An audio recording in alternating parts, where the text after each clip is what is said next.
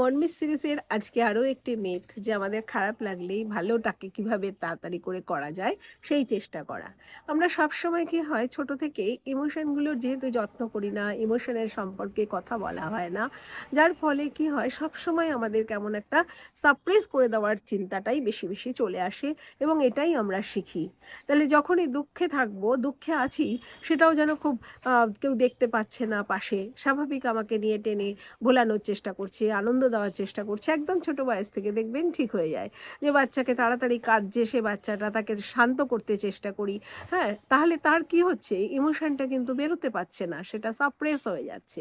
বা সে কাঁদতে চাইলেও কাঁদতে পারছে না। যেহেতু আমরা এই ধরনের কথা বলছি।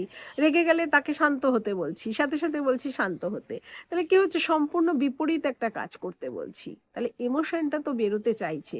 তাহলে ইমোশনকে আমরা চিনি না, আমরা বুঝতে পারি না দেখে আমরা তাকে উপরে আমরা চিনতে পারি না, আমরা বুঝতে পারি না বা আমাদের কাছে সেই ভাষা নেই দেখে আমরা কি করি?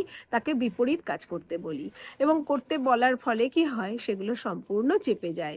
চেপে যায় দীর্ঘদিন ধরে চেপে রাখতে, রাখতে, রাখতে, রাখতে কিন্তু বার্স্ট করে বা বিভিন্ন ধরনের সিম্পটমস হিসাবে দেখা যায়। সেটা শারীরিক সিম্পটমস এর মধ্যে তো ভীষণ থাকে মাথা ব্যথা, মাথা ঘোরা, হ্যাঁ? কষ্ট, হাতে পায়ে ব্যথা এগুলো থাকে। আর এছাড়া তো আরো অনেক ধরনের সমস্যা থাকেই শারীরিকভাবে যেমন থাকে মানসিকভাবেও থাকে। মানসিকভাবেও হয় যে কোনো কাজে মন দিতে পারে না। একটা খিটখিটে মেজাজ থাকে। চট করে ভুলে যায়। মন বসে না কোনো কাজে। এই ধরনের symptoms গুলোও কিন্তু অনেক সময় দেখা যায়। কথায়, কথায় হয়তো রাগ করে ফেলে। এসব কিন্তু হয় আমাদের ইমোশনকে চেপে রাখার জন্যে বা ইমোশনকে ঠিক মতন বুঝতে না পারার জন্যে। তাহলে আমাদের ইমোশনকে ফিক্স করার দরকার নেই যে আমরা সাথে, সাথে চট করে ফিক্স করে দেওয়ার চেষ্টা করি যেটা, সেটা কিন্তু করব না। আমরা যারা এই ভিডিওগুলো দেখছি, শুনছি, একটু বোঝার চেষ্টা করছি, তারা বলব ইমোশনকে ফিল করা খুব জরুরি।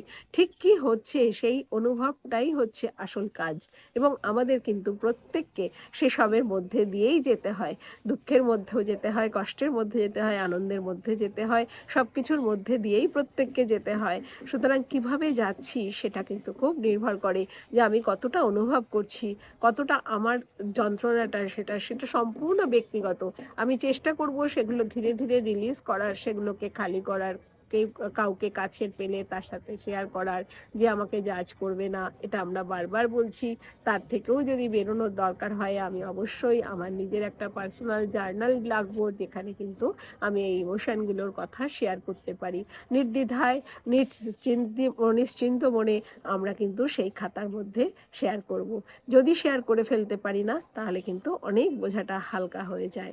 তাহলে আজকে আমরা এই মিথটা ভাঙার চেষ্টা করলাম যে খারাপ লাগলেই ভালো করতে হবে, রাগ হলেই শান্ত হতে হবে।